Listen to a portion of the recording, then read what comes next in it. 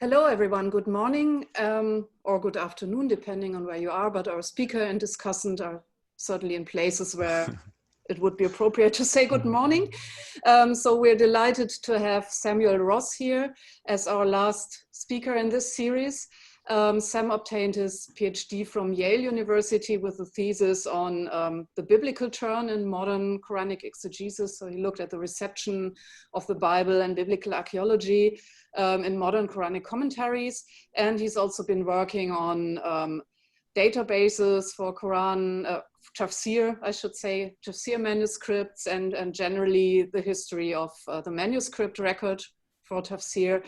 And this is also what he's going to talk to us about today, namely the question whether you can reconstruct from the manuscript record which Tafsir works were really popular, which is a very exciting question that a lot of people, I think, have been very curious about in the last years. And I'm really glad we're having this talk. So hello, Sam. Glad to have you here. Welcome. Okay, thank you, Johanna. Let me start my share screen. Let's see here. Maybe I will make this a little smaller here. Okay, what's up there? All right. Is my voice coming through clear? Okay, great. Well, good morning, everyone, or good evening, as the case may be. I think I saw Peter's on the call or on the Zoom call, and I believe Peter's in Australia. Is that right? I don't know if he's able to hear me, but I know that we're kind of it's been a real treat and privilege to participate in this series and sort of to view the various presentations the past, I guess, a month and a half. How long has it been now? Almost 2 months, Johanna? It's been a while. And I've just really enjoyed having a chance to see everybody, because one of the challenges, as you all know, is when we go to AAR or ICSA or any of these international conferences, you always see a relatively small subset of the global community working on Tafsir. So it's been a real treat, and thank you, Majid and Johanna, for bringing us together. So my talk for today, what were the most popular Quran commentaries in Islamic history, an assessment of the manuscript record and the state of Tafsir studies. Sam, could you start the presentation? Because then we will just see the slide. Oh, yeah, sure. Okay, no problem. It's like maybe if I go like this, is that better? Yeah. Okay. Okay, so an assessment of the manuscript record and the state of Tafsir studies. So the talk has sort of 2 parts. I wanted to kind of break it up into part 1, sort of describing a challenge that I think many of us face in our field, which is the lack of a good historical outline of Tafsir literature and its development. And then part 2 is sort of a contribution, or what I hope is a small step towards solving that problem. So to start with the problem, I think we could put it this way: despite a century of progress, we still lack a comprehensive and accurate outline of the development of Tafsir literature. And this is a judgment that's been around for at least since Andrew Rippon in I think 1982. He wrote his article, "The Present State of Tafsir Studies." Walid Saleh has commented upon this, Johanna Pink and Andreas Gorka, and Devin Stewart as recently as 2017. I think this is a general sense that we have. We've made a lot of progress, definitely since the time of Goldziher. But at the same time, we have a sense that we still don't have a good overall picture of what's happening. So why is this? Why do we lack this comprehensive outline? One thing I think simply is that the field's in its infancy. It's one of the things that Johanna and Andreas drew our attention to in their edited volume. And I thought it might be fun to try to quantify this. I'm sure many of you are familiar with this database. If it's okay, Johanna, do you mind if I keep my little slide share on the side? I can sort of see the sequence of my slides. That's okay? Okay, that's good. Okay, so I'm going to get out of order if I don't do that. So I want to quickly mention before I talk about Index Islamicus is that, of course, people have been using Tafsir in Islamic studies for a long time. I mean, certainly, several centuries. And an example would be, this example. So this is George Sale's Quran translation. This is actually the Thomas Jefferson copy in the Library of Congress. This is the actual scan. You can see the LC at the bottom. From 1764, this edition existed. And if you flip into it, here's an example. This is one of the few pages that has Thomas Jefferson's initials on the bottom. He wrote the J as an I. But you can see above it, Al-Baydawi. So even, 200 years ago, people were using Baydawi. But as been observed, generally the earliest scholarship tended to use the Tafsir tradition more as a sort of aid to translating the Quran or something like this, rather than as an object of study unto itself. And what I wanted to highlight was, if you take Index Islamicus, I thought this might be fun to do, and you simply add up all of the articles on Tafsir by decade, you get a kind of sense of the history of our field. And so this is the earliest thing in the Index Islamicus back in the 1790, this study of Sadia's Arabic translation of Isaiah up to the present, obviously. And here's the graph you get, which I think is pretty interesting. So you can see the bottom is the decade. I just did the 20th century. The vertical axis is the number of studies tagged as Tafsir. And there's been an explosion recently, but if you actually do the math, it's kind of one of those interesting pivot points. It looks like about half of all Tafsir studies have been published in the past 14 years in terms of cumulative total scholarship, which is a remarkable statement. It says a lot about the youth of our field and how much more there is to do. It's also quite interesting to think that half of all scholarship has probably been written by people who are still alive, which is encouraging. I don't think the same could be said of biblical studies, for example. And now why has this happened? I think partly it's not just a consequence of Tafsir being young. The whole field is young, really. I did the same thing with just all of Index Islamicus, the entire collection. And if you look at that, this is every single article on everything, law, Tafsir, Qur'an, etc. It's a little bit earlier it starts, but even then, half of all studies in the field of Islamic studies in European languages is only 2 decades old, from 2001. And perhaps this is not really the point of the talk, but we might speculate about why these jumps have occurred. I would be inclined to think it's a function of additional hiring. You think about the impact of after the Iranian Revolution and then the Iran-Iraq War, the invasion of Afghanistan, etc. Then maybe think about the 90s with the Kosovo War, the Gulf War I, or the Desert Storm as it was called. Obviously 9/11 has increased the number of universities with Islamic studies faculty. And regardless, we're a very young field. I think that's part of the challenge that we face. So that's one thing. In terms of other reasons, I think a second reason is, and this is something I'm using a word that I love that Walid Saleh used once, that it's voluminous, and we all know this. Most of it remains to be studied. And the challenges we face are, among other things, many works are still in manuscript. I love this image here, sort of stacks of manuscripts on the walls. And in many instances, some of these things are not even cataloged. So it's very hard to know what to study when we don't even know what's out there. So there's obviously a voluminous number of manuscripts. I think the total estimate of all Islamic manuscripts is in the millions that exist. In Tafsir, it's obviously smaller, but there's a lot. So that's certainly a challenge we face. Then there's the issue that, I have my notes here. The literature itself, of course, is, even amongst published works, is humongous. Here's a nice shot of a bookshop in Amman in Jordan, where I spent some time. And there's a whole bunch of different things here. It's actually kind of intriguing how they organize this bookshelf. They have the Majmu' al-Fatawa, I assume that's Ibn Taymiyyah up top there. And then we have Tafsir down below. But obviously the large number of printed works, and then these printed works themselves are huge. So this is a challenge as well that we all face. So the question is, how do you survey this? How do you survey thousands and thousands and thousands of uncatalogued manuscripts plus huge 100, and in this case more than 100 edited, probably close to 200, maybe perhaps more edited works, plus the fact that these works are humongous in size. And also another challenge is that the surveys we have are rather uneven. And I don't mean to be overly critical. I think that we all stand on the shoulders of giants, as it were, and I'm very indebted to the work of people like Andrew Rippin and Claude Gilliot. But as an example, if we take the best union catalog that we have of Tafsir manuscripts, which is this one on the right, maybe I can put it here, the Fihras al-Shamil al-Turath al-Arabi al-Islami al-Makhtut, which was produced in the 80s. This is an amazing accomplishment. They took about 550 catalogs of Tafsir and they amalgamated them all together, and then they organized it chronologically by author and then chronologically by the date of the manuscript. And if you go through that entire catalog, and I'll talk about this in a little bit, you can get a sense of when Tafsirs were authored. Here's an example. I'm going to put it up here on the screen. So you can see this.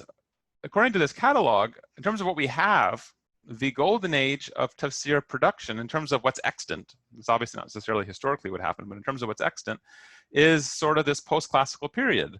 Suyuti dies, I think, was it 9/11? Is that right, of the Hijri year? Something like that, 1505. So, this region here is where we have the largest amount of manuscript production that still survives. But if you compare that with the surveys we have, for example, Andrew Rippin, Rippin, obviously, he did a tremendous service, but he basically skips from Suyuti to Abdu, if you read his survey. So from what, someone who dies in 1505 to someone who dies in what, 1904, I think that's right, or 1905 when Abdu dies. So we're basically missing in his survey a huge fraction of the total extant Tafsir corpus. Now, obviously, a question would be, is that material important to survey? Is it significant? That's a separate question we could talk about. But it's certainly significant and that's not even mentioned. Claude Gilliot's better. His survey for the Encyclopedia of the Quran, I think I counted around 125 commentators that he lists. It has more. He has about 7 in this range out of 125, but that's only 5%. And I think if you look at the screen, it's very clear that from the 10th to the 13th century is a lot more than 5% of the total Tafsir corpus. So, these are some challenges that the surveys we have themselves have some rather big chronological gaps. And also we might say these chronological gaps might be labeled differently too. We could call them gaps in the post-classical period. We could call them gaps in the Hawashi, because this is sort of the golden age of Hashia production. We might call it the Ottoman era commentaries, because this is sort of the period when we think of the Ottoman Empire as being very strong relative to other regions. So these are some issues that the field faces. Then, as has been noted in a series of wonderful articles by Walid Saleh, we have the editorial problem.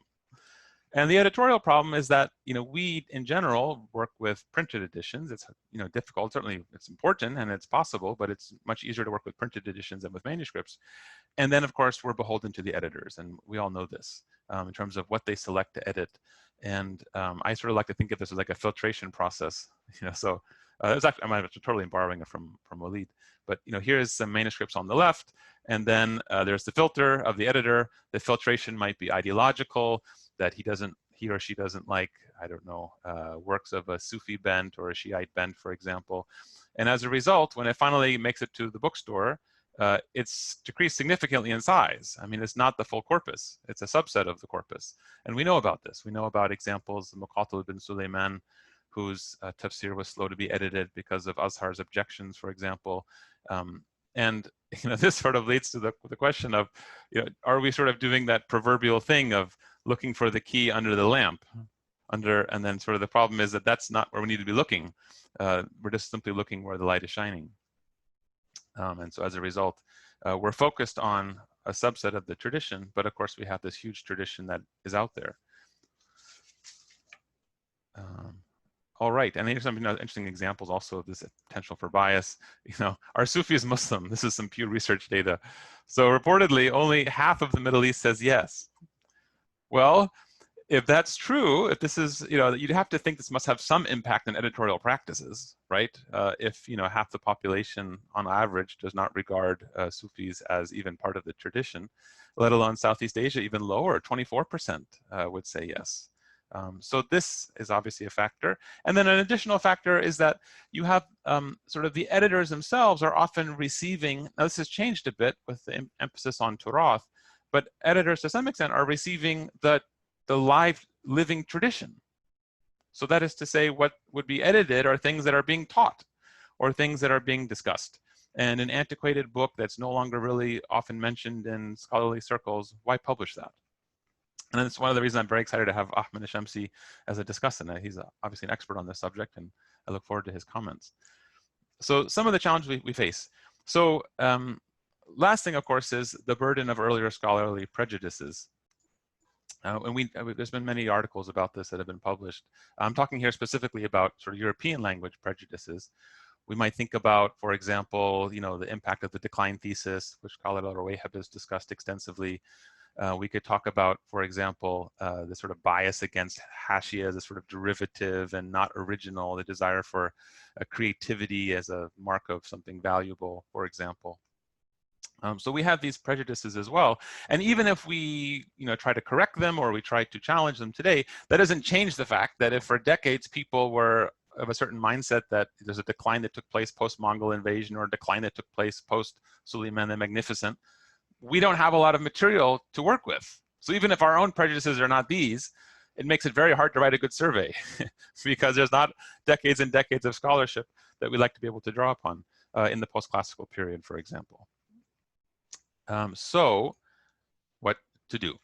The next part of the presentation is just sort of an idea that came from reading one of Walid Saleh's articles. It's his preliminary remarks on the historiography of Tafsir. He has this great line.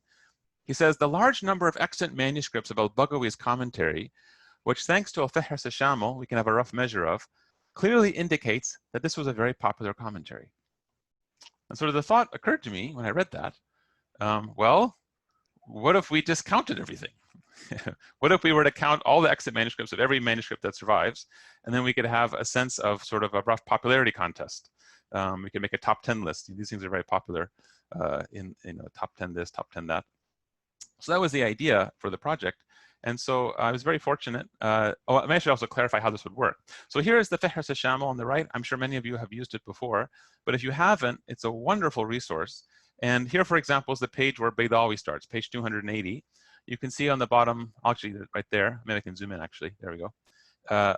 Baydawi is commentator number 85 of this particular century. It gives his full name, it gives the day he died, it gives a list of all of his tafsir works, the first one being Anwar Tanzil, and then it gives you all of their locations and everything. So Chester Beatty, it's this many pages, this was copied in the year 684, etc. And it keeps going and going and going until we're down in manuscript number 1389, and it keeps going. So all you have to do is simply count all of these manuscripts and then make a little database and then sort from most popular to least popular, and then you have some kind of comparative list. And we can think about the reliability of this as a method and some caveats in a moment, but that's kind of the idea. I should also note that this was put together, this catalog, by what's now called the Royal Al-Bayt Institute for Islamic Thought, Muassasa Al-Bayt in Jordan. And they are currently working on a revised version of the catalog, which is also very exciting. And their goal when they made it was to sort of improve on Sezgin and Brockelman by bringing in all the new catalogs that had come in and also making it easier to use. If you've used Brockelman and Sezgin before, the supplement and then the idiosyncratic, referencing standards make it a bit challenging to work with. So anyways, a couple of comments before looking at the results. First, I think it's a pretty good catalog in terms of its comprehensiveness. I mean, Walid Saleh is certainly of the opinion that it's the best we have. Here's a map. So I worked with a student and we basically figured out the latitude and longitude of all of the libraries. And you can see on the screen here, we have Jakarta in Southeast Asia, all the way up into the libraries of Europe. We have libraries in West Africa and Mauritania, in Nigeria and Ethiopia. So it's a pretty good coverage of the Muslim world. There are some things that could be improved upon, and I can maybe talk about that later, areas that are a little bit weak. But overall, I think it's a pretty good snapshot of the libraries of the Muslim world. I should also add there's libraries in America too. It has, Yale, for example, and Princeton. If I had included them on the map, I would have had to zoom out so much, you lose some of the resolution. So I just focused on North Africa, Europe, and Asia. So anyways, what do we get if we do this? And maybe before I do that, I'll just briefly mention the story. I was very fortunate. I started this project in graduate school, and I got a small grant from Yale University Library, and I got some wonderful undergrads to help me, and we began typing up the catalog and typing and typing and typing and typing and typing. So I started it there, and then I continued it at my current university, Texas Christian University, where I got another small grant to hire some more students. And I had a fantastic student in particular, Ahmed Hussein from Somaliland, who really helped me finish out the work. And this is what we get. Let's see. So the top 50 most longitudinally popular works by manuscript count. And maybe I should also say, I'm saying longitudinally here because there's a lot of caveats about what this chart represents. And I'd love to think about it out loud with you for your thoughts. And I'm trying to put an article together based on this. I really need your input. But of course, the idea here is that a work could be very popular at one point in time, and then for whatever reason, it falls out of favor. Maybe it was of Mu'tazilite orientation, for example, and then Asharism takes over. And then the ravages of time, flood, fire, etc., the Mongol conquest, etc., it falls into disuse, and then it ceases to be copied, and then it's lost. It may have been very popular historically during the 8th century or 9th century or something. But that doesn't mean that it might have been very popular historically. That doesn't mean, though, that it's going to be with us today. So to put it differently, I think this chart, it represents works that managed to stay popular over time. Or to put it differently, there should hopefully be few false positives. If you're in the list, you undoubtedly were popular because you made it all the way to the present. But it might have some false negatives. There might be things that are low on the list that should be higher relative to their historical importance in terms of historical popularity, hence the phrase longitudinally popular. So here's what we get. So you can see on the screen here. So left-hand column, the rank from 1 to 24 goes to 50 on the next page. I have their death date, Hijri, and Common Era. The commentator name, the title. A note here, many of them are hashias, and we'll talk about that in a second. The number of copies over to the right of that in the Fehras Shamil. This is full or partial. It's very difficult to reconstruct, what belongs with what, as manuscripts get broken apart through space and time. And it's too big a project to track down every manuscript and try to reconstruct, what was with what. So this is just any fragment whatsoever that exists in the library. And then the right-hand column is the number of books, book chapters, or articles about that commentator according to Index Islamicus, which is an interesting way to think about how much we've already studied. And I'll come back to that in a second. But take a look at the list. So many things are not surprising. Baydawi is the most popular, 1,391 copies. Then the other madrasa teaching texts as the Zamakhshari and the Jalalain, Mahalli and Suyuti. But then I think it gets interesting from the point of view of the history of our field. Al-Baghawi is number 4. How many studies have we seen on Al-Baghawi? Not very many. I counted about 3 on the right. And if you think about, that's a pretty high place to be on this list to have only 3 studies. What I've done also is I've color coded it. So the orangey color, the darker color, is a commentator about whom we have nothing in Index Islamicus at all. Not their biography, not their other works, nothing. They're completely unknown to Index Islamicus. And I should say, this took a while to check because if you have a name like Tabari, for example, there's a lot of famous Tabaris. So I went through and sort of, okay, is it Abu Ja'far? No, it's not Abu Ja'far, just checking to make sure I was being as comprehensive as I could. So the orange means there is nothing on that commentator, and the sort of yellowy color means that there are a few articles on that person, maybe on their biography or their history they wrote, but nothing on their tafsir. And so keep going. Sam, if you take somebody like Suyuti, the 94, I mean, how many of these 94 are actually about his tafsir works? Very few, very few. Because the Jalalain, I mean, compared to how important it was, we have practically no studies of it. So, I mean, there's a lot of literature on As-Suyuti, but yes, not necessarily on the Dur al-Mansur or on the Jalalain, right? Very good point, Johanna. Yes, absolutely. When I was going through Suyuti, he'd written, I've seen various numbers of works he wrote, 400, 900, this crazy number of works. And so, there's articles on his study of the pyramids. There's articles on his treatises on eratology. There's all kinds of scholarship that's been done. But in terms of works on his tafsir, it's very few. And many of them focus on the Itqan, not surprisingly, as opposed to the Dur al-Mansur that you mentioned, Johanna. One of the things I'm hoping to do before trying to publish this is also add dissertations to the list, because there was a recent dissertation that was done, I think, by Shabir Ali on Suyuti under Walid at Toronto. But you're well said, Johanna. I mean, you don't have to actually get as far as Baghawi to have people that are very important historically about whom we know relatively little. Abu Su'ud Effendi, number 6. His biographers considered his tafsir one of the greatest that have been ever written. And he only has 1 study on his tafsir currently. There's 1 dissertation recently produced. I forgot the author's name. He was also a student of Walid.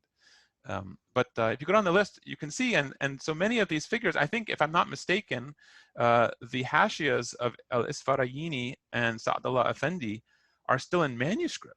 I checked in WorldCat. I didn't see anything. I could be wrong about that. Maybe it also might not be up to date. So we even have works in the top 15 that are still not even edited, it looks like. I could be corrected. I hope I am wrong. Anyway, so this is the first page. Maybe I'll just go down the list for those of you who have any particular interests, and you can pull out things we can talk about later. So Al-Khazin, number 8, which actually I think was discussed by Peter Riddell, I think, in one of his articles. And then Qurtubi, Suyuti, Isfarayini, Ibn Adil, Abu Bakr As-Sijistani, Abu Layth Samarqandi, Al-Tibi, Al-Tabrisi or Tabarsi, you might see different names, Kamal Pashazadeh. We can go down the list here. Here's page 2. Abu Hayyan al-Granati is number 25, only one in his Tafsir. Very important, though, from the point of view of linguistic history. Samin al-Halabi, extremely interesting linguistic Tafsir, nothing about him at all. And then it goes down the list here. Maybe I'll leave it up for a moment if anyone wants to look at it and just sort of notice some comparisons. We can come back and maybe discuss later, too, as part of our conversation.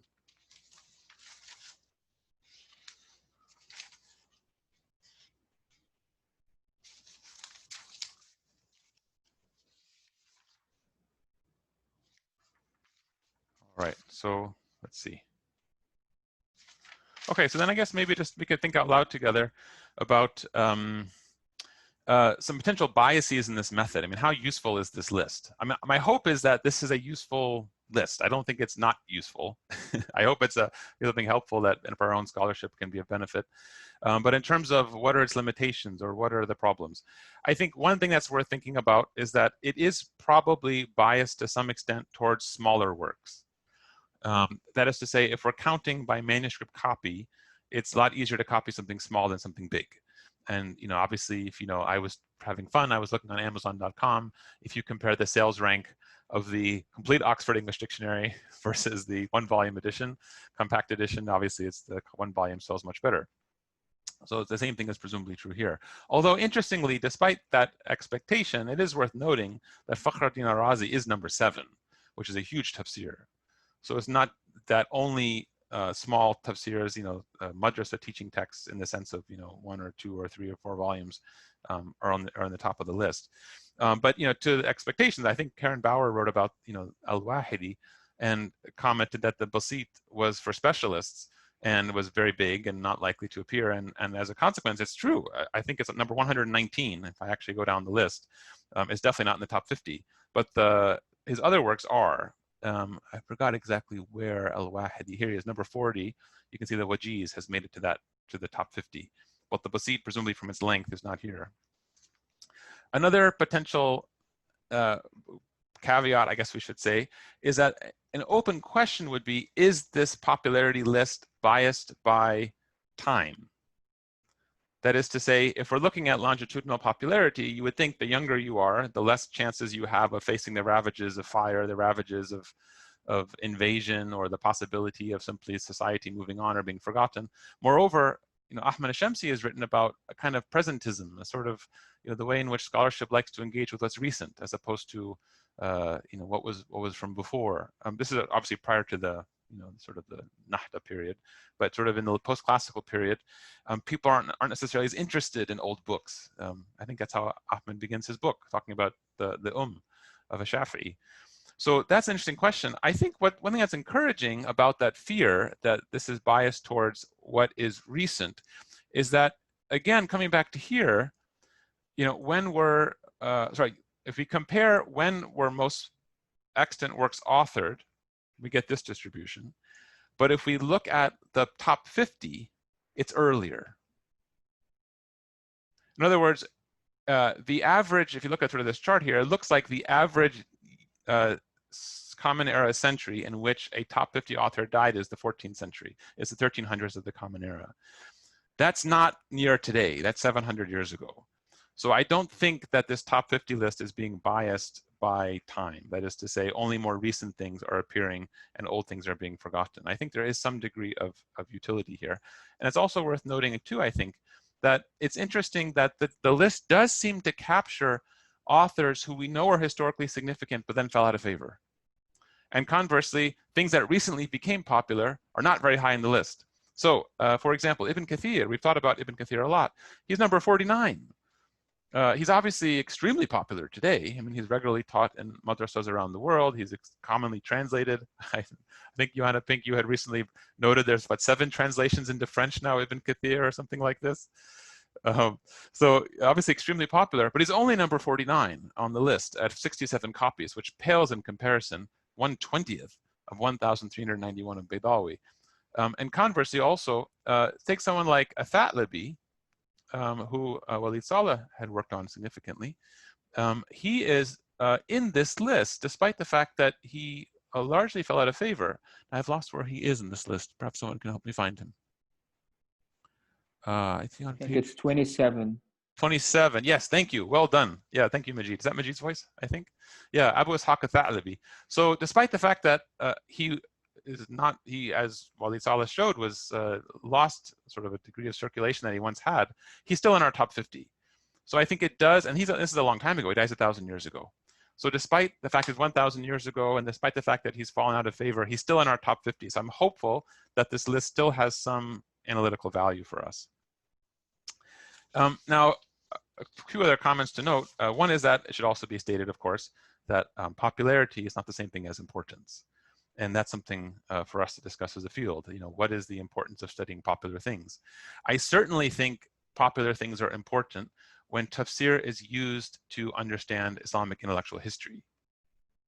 You know, so for example, if our goal is, as an example, and I'm not picking on any particular author, that just pops in my head, but if we wanted to look at, for example, you know, the history or the evolution or the development of, you know, Muslim scholarly views of any topic, women, animals, politics, whatever, and if we're using tafsir as a basis, one concern is if we end up focusing on a subset of tafsirs that historically were not particularly important, do we risk distorting our perception of the past and thinking that Muslims in a certain period believe something or represented by certain voices that are not actually representative, if that makes sense.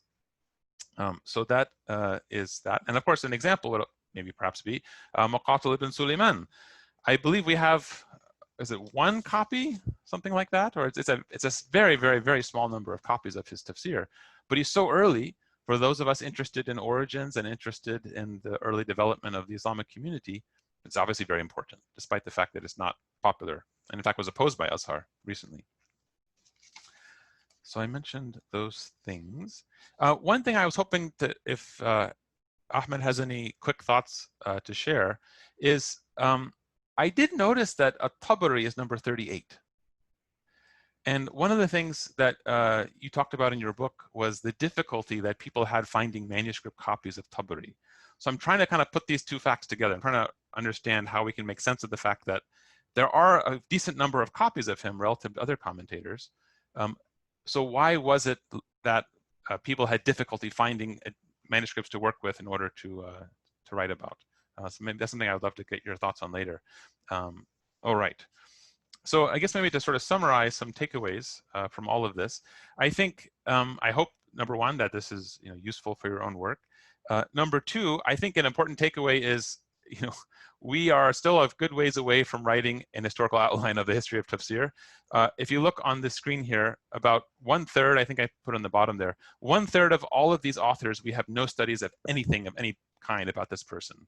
Another 20%, we have nothing on their tafsir. So half of the top 50, we have no studies of their tafsir, which I think is a significant statement about where we are as a field in terms of describing at least what were historically popular works. And then in terms of maybe more resolution, I think some other takeaways are that some particularly neglected genres are the Hashia genre. If you look on the, guess what's the 6th column here, I guess, a lot of the works that we have no studies of are in the Hashia category. So you can sort of just run down the list here. You can see several of them in this column. I think it's also significant that the linguistic tafsir tradition, which was you know, major focus, especially in the post-classical period, is fairly understudied. I mean, Abu Sa'ud is a good example, number 6 there. Abu Hayyan al-Granati, number 25, is a good example of that. Also, the tradition-based, the sub-tradition, al-Baghawi and al-Khazin, for example, are noticeably absent, as is in general the whole Ottoman tradition. So I guess I will stop there. Maybe I could, highlight anything else? Maybe I'll share one last quick thing. So one thing I'm excited about is because we have this catalog, at least for the top 50, we have all the manuscripts in the world with their copy date and their geographic location, at least as according to the Fihris. You can do some interesting other kinds of studies that I'm hoping to do in the future. So one of the things we did was, we said, what if we could do snapshots in time? Like, what if we could look at the popularity in a given century? So if, for example, we took all of the tafsirs and said, what were the most commonly copied works in the 1400s? Or what were the most commonly copied works in the 1600s, based upon the copy dates we have for these manuscripts? So I want to show one diagram that we produced that I think is interesting. So this is, I took some of the most common teaching texts, and you can see the vertical axis is the number of copies made in that period. This is in Common Era dating. And then the colors are the different tafsirs. And so you can kind of get a sense here of sort of the rise and fall of different works. And you can see that Zamakhshari, as we know, was very popular first, followed by Baydawi. And then Jalalain takes off in the 1600s and becomes even more popular than Baydawi by the 1800s, it looks like. And so I'm hoping that, you know, with this data set, we can do get some useful insights about snapshots in time, and also regionally, because then we could also say, let's look at West Africa, or let's look at North Africa, or let's look at, you know, India or something like that. But that of course requires good hypotheses and good intuitions about what to look for. So I think I'll stop there, and I look forward to Ahmed's feedback and then everyone else's ideas. Thank you. Thank you, Sam. Before I give the word to Ahmed, one question that I've been curious about throughout your talk, because you basically, when you talked about how much research has been done on these tafsir works, you based this on the Index Islamicus and scholarship in European languages. Do you think the picture we get would be different if you looked at scholarship in Arabic or Persian, for example? Yes. Oh, wonderful question, Johanna. A couple of comments. First is that, where to start? So one major desideratum would be to have Turkish included in Index Islamicus. And it's, I guess, an interesting political statement that Turkish is not considered a European language by the editors of the Index Islamicus. They have, you know, they have Bosnian, they have German and Italian. There's no Turkish studies. So I think, yes, there is a tafsir, I think, has been historically much more studied in the Muslim world, the Arabic-speaking world, Persian context, Turkish context. I can't speak about Urdu or speak about Indonesian. But I think there definitely be a lot more. There's certainly a ton of dissertations that get produced in the Arab world. And if you Google, or go into WorldCat and you type in Abu Hayyan Tafsir, there's all these books, Abu Hayyan wa Tafsiruhu or something like that. So I think that'd be definitely valuable. One interesting comment would be, certainly in al-Dhahabi, Muhammad al-Dhahabi's Tafsir al-Mufassirun, he has some of the same gaps. I was looking through it. He doesn't seem to have much of an interest in hashiyas. He talks about the hashiyas on Baydawi, and he says, he almost seems to imply that the fact there are several hashiyas on Baydawi is an indication that Baydawi is very important. But the hashiyas themselves don't seem to be particularly valuable. He has a line, he says, La utilu bi dhikriha. I won't take time by mentioning them. But simply note there's a lot of them. And he doesn't have much in the way of post-classical commentators. He has, I think, Al-Alusi. I believe he has Ibn Ajiba. But certainly, Shawkani, but yeah, it's not Shawkani, exactly. But certainly compared to this diagram, this is not the kind of parallel level of coverage you get in the Dhahabi. He's not having the bulk of his scholarship being on the past 5 centuries of tafsir output. But that's a great comment, Johanna, and it's something I hope to look more into. But there have been several good surveys. There's Sheikh Fadl Hassan Abbas, Saleh, I think it's Saleh al-Khalidi. There's several other, and then Ibrahim Rufayda, Muhammad ibn Ashur. So I'd like to look at some of the Arabic surveys as well and compare them with what I'm finding.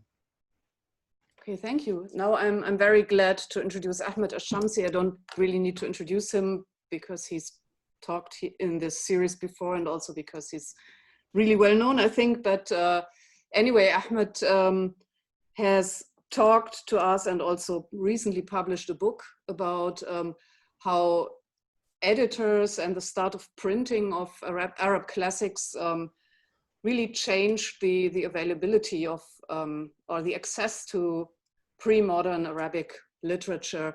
And so this is very much related to the topic that Sam talked about, the question of the availability of manuscripts and which ones of them were turned into printed works and what difficulties these editors faced when doing so and why they chose certain works and so on. So I'm really looking forward to hearing Ahmed's comments on Sam's talk.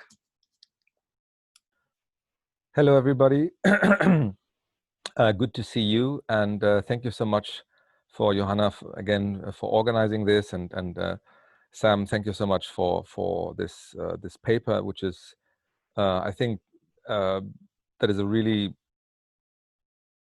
important way of kind of for us to kind of mentally get our mind around the kind of vastness of the literary tradition, and I think that this approach of using things like digital humanities, of mapping a kind of a literary tradition over time is really important and really crucial for understanding this, and just sitting down and reading individual books might not give us this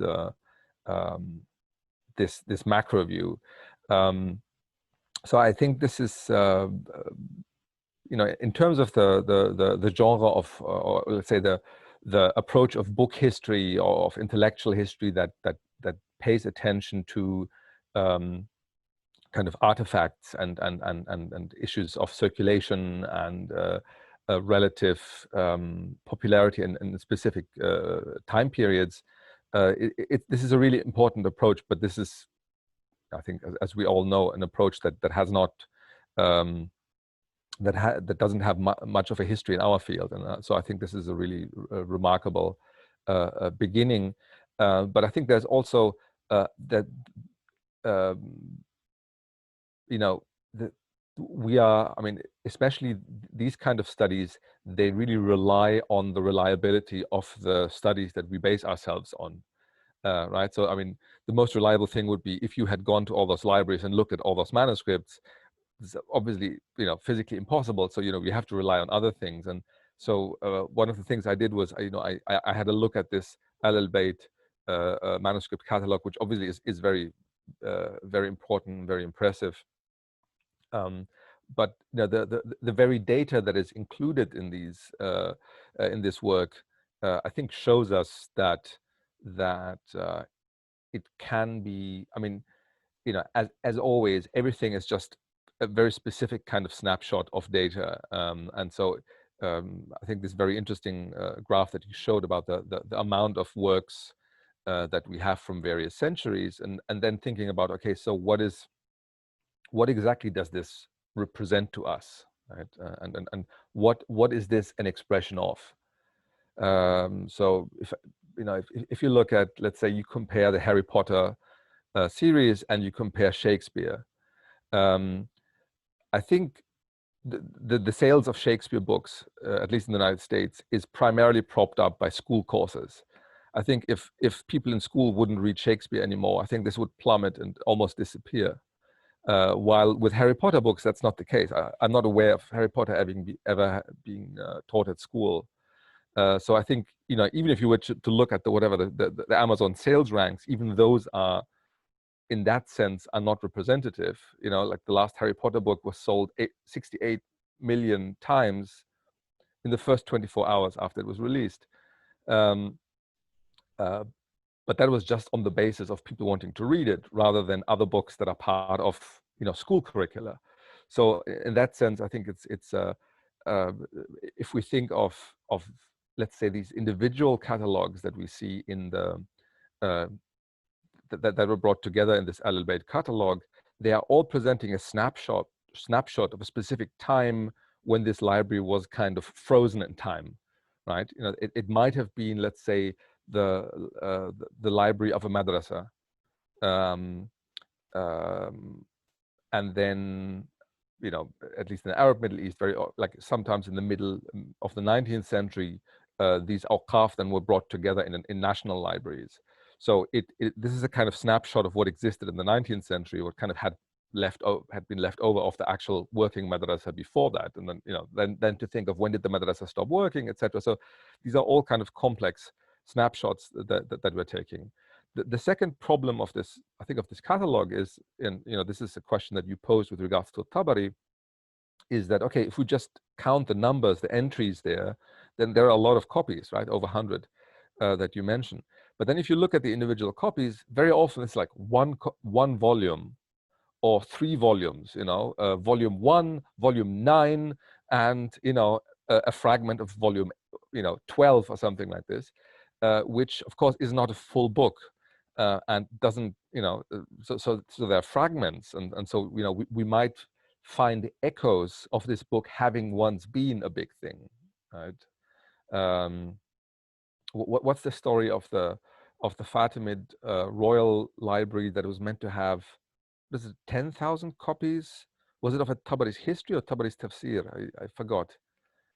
That can't possibly be a correct story. I mean, 10,000. I mean, of either of them, that would mean that it had hundreds of thousands of volumes just of a Tabari. But I mean, just like it clearly was a big thing. But in terms of what are the surviving full copies, and that's much lower, right? So that's something that's additional data that I think would help us to understand exactly at what point, like as a data to help us understand what existed at a specific point, but really what was still serviceable, because libraries, they contain all kind of stuff that is almost incomprehensible.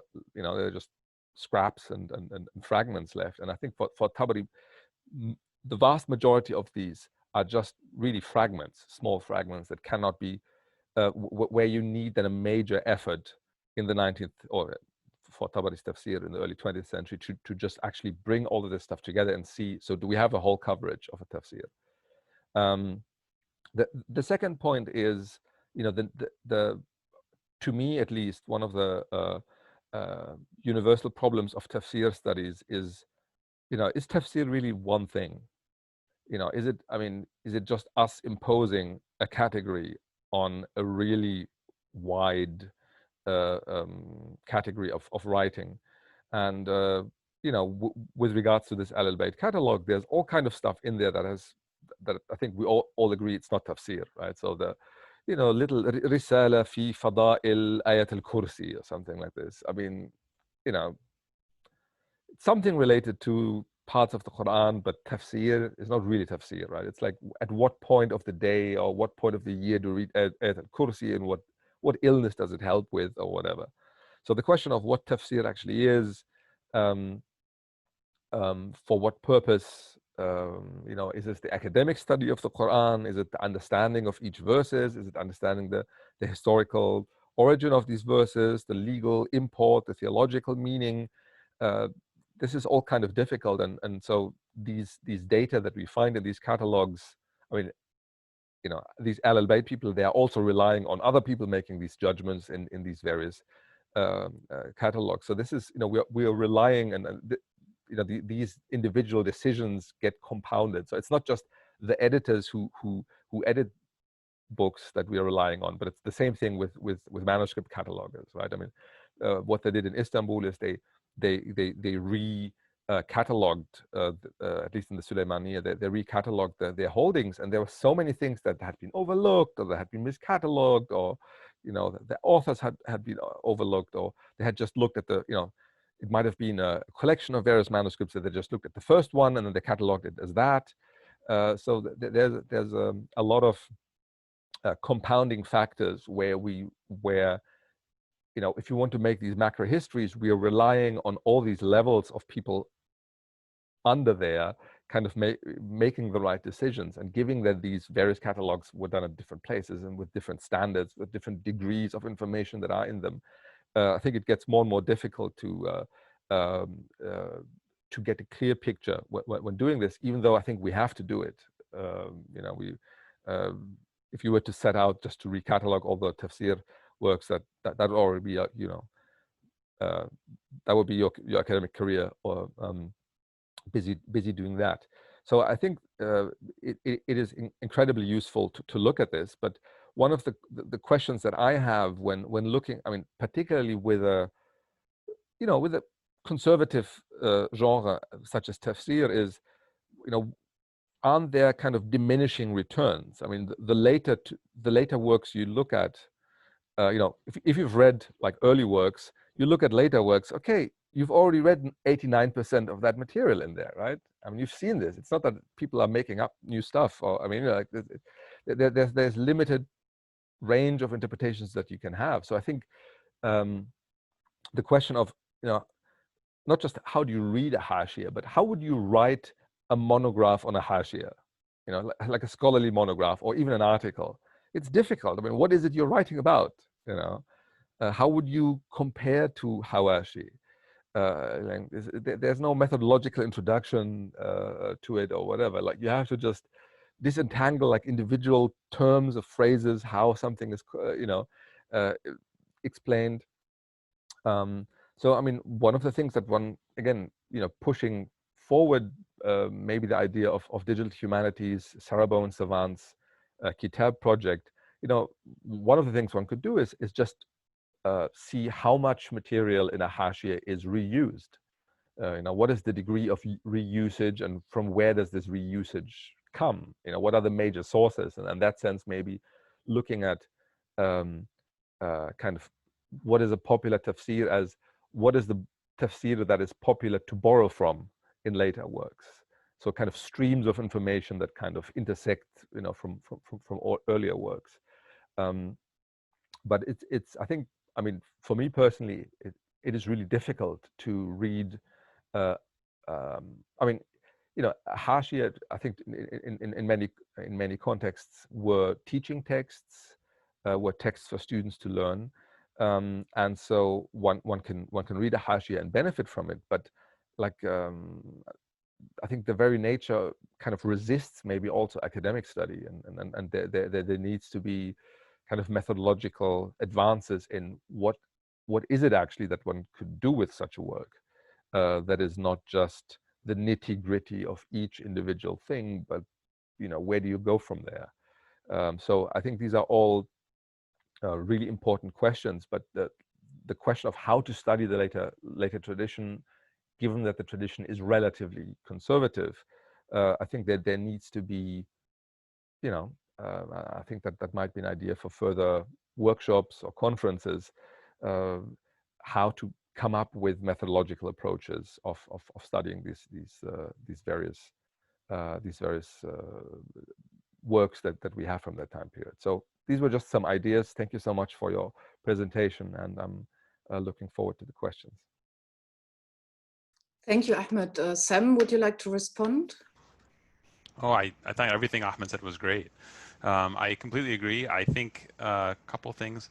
I think you're absolutely correct about the issue of, you know, the educational system propping up a lot of the popularity that we see here.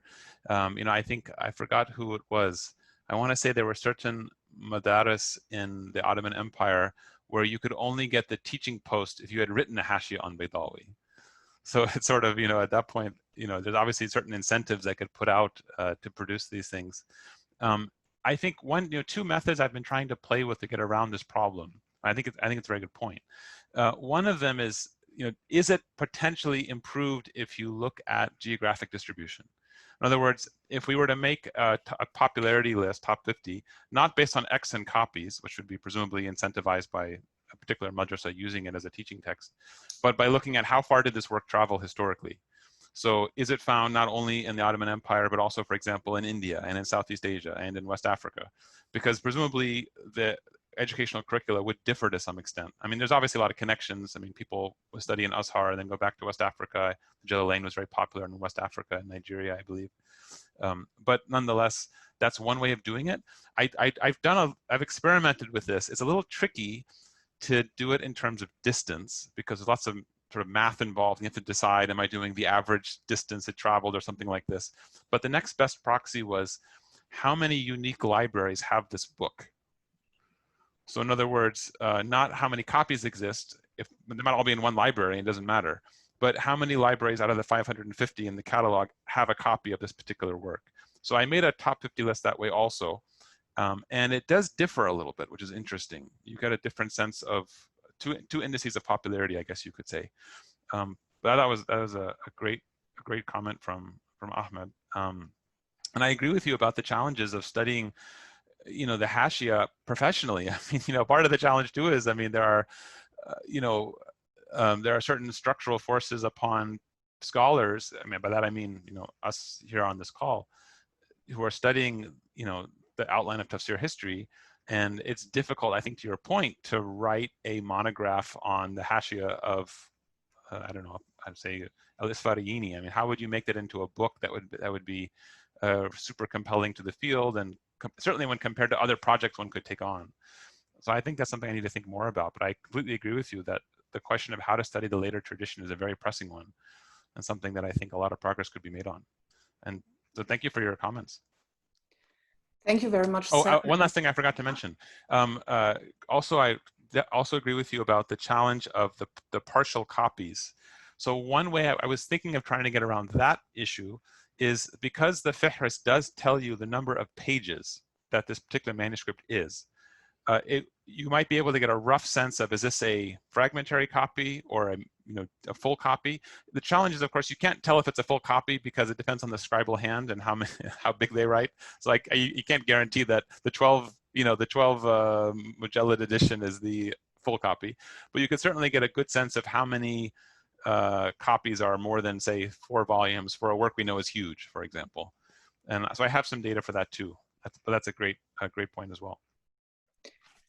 Thank you very much, Sam. Thank you very much, Ahmed. And thanks to everyone for participating in this series. As I said in the beginning, this was the last talk in this series, but Majid and I are planning a second round sometime early next year. So we'll send a notification to everyone. And if you're interested, we would be glad if you registered again and participated.